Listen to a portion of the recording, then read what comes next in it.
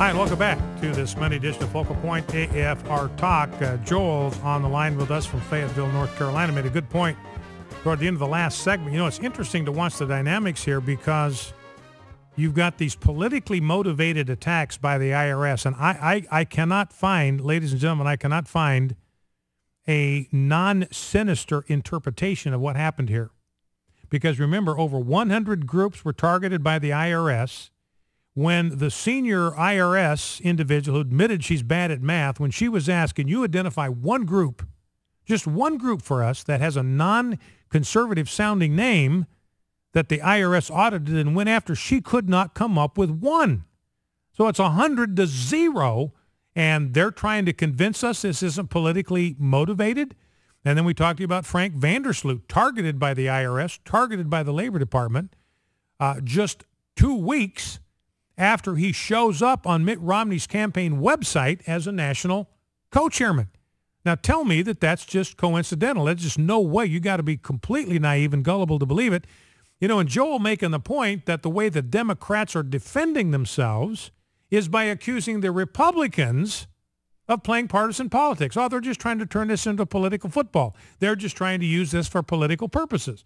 So it's just bizarre to watch the way the liberal mind works. Anyway, Joel, great first point. You had another point you wanted to share with us. What is it? Oh, yeah, I just wanted to say the other thing, too, is a lot of times they will try to play the race card. But just as a caller here, I'm an African-American male.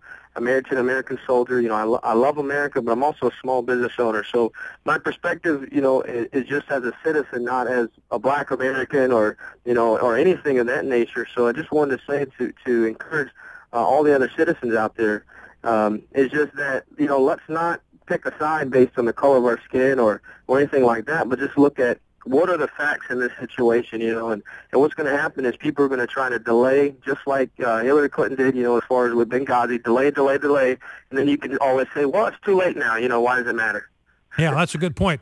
And thank you for the call, Joel. You know, they've already said that. I mean, their strategy is put it off, duck, avoid, run for cover, refuse to address, and then they do that for a certain amount of time, and then they say, hey, that's old news. That's ancient history.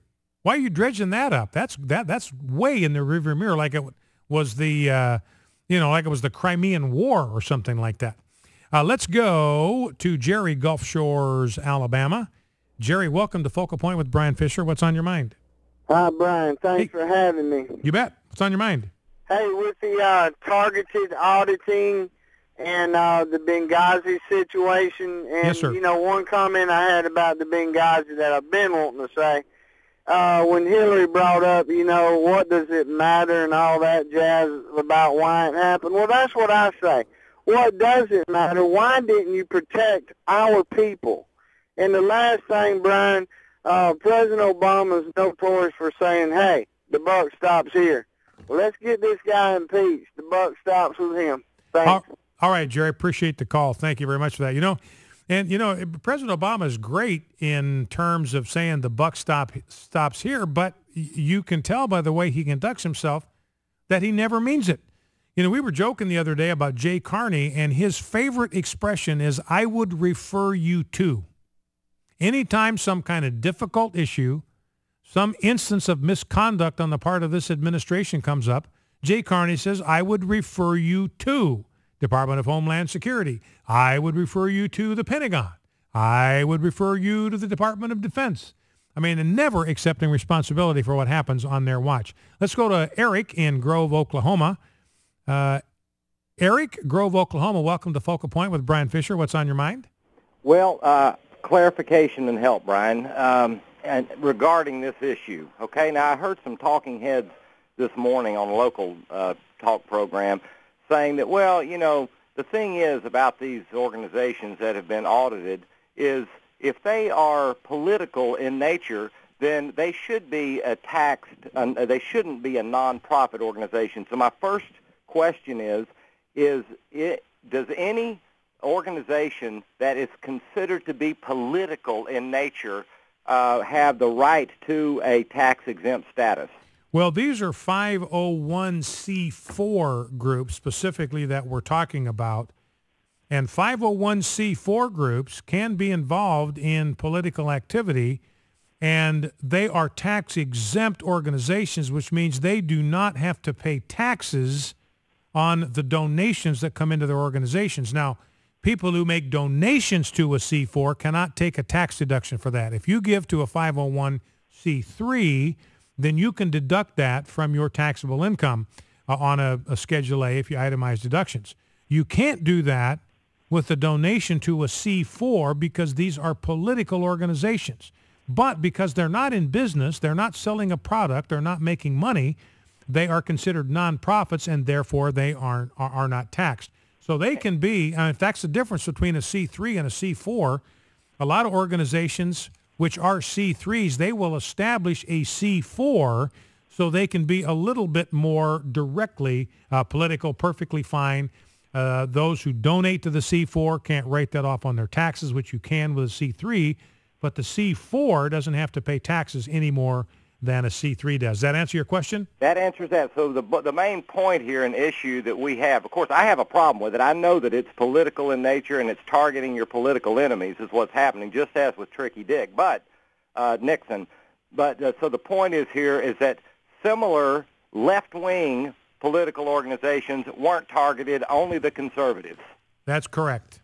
All right, that does it, Brian. I've got that on my record here. And okay, so all right, appreciate it. I'll use that. I'll spread the word. Thanks a lot. All right, God great, bless you. Great, thank you. You know, and that's the thing that was so significant to me about this. I mean, this is on the Washington Post website. The Washington Post website, everybody knows that over 100 Tea Party-type groups, conservative groups, were targeted.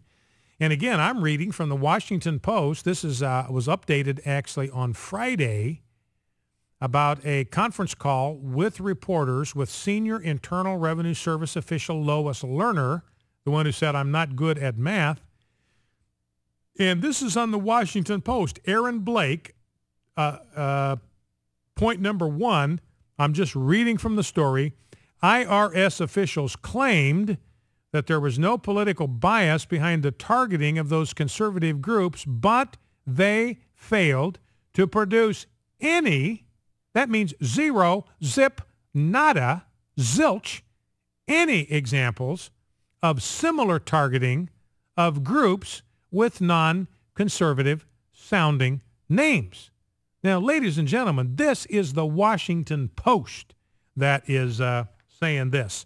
So obviously you got a serious problem there, and we got that obvious story of Mitt Romney's co-chair from my home state of Idaho, Frank Vandersloot, very prosperous, successful businessman, entrepreneur, built that business from nothing, and he is targeted not only by the IRS, but also by the Department of Labor. Now, a couple of values things as we go to the bottom of the hour, and we got some mature content here, so I just want to alert you that you may want to shelter tender ears from what we're going to talk about here in just a moment. I don't even like to talk about it, but given where our culture is going,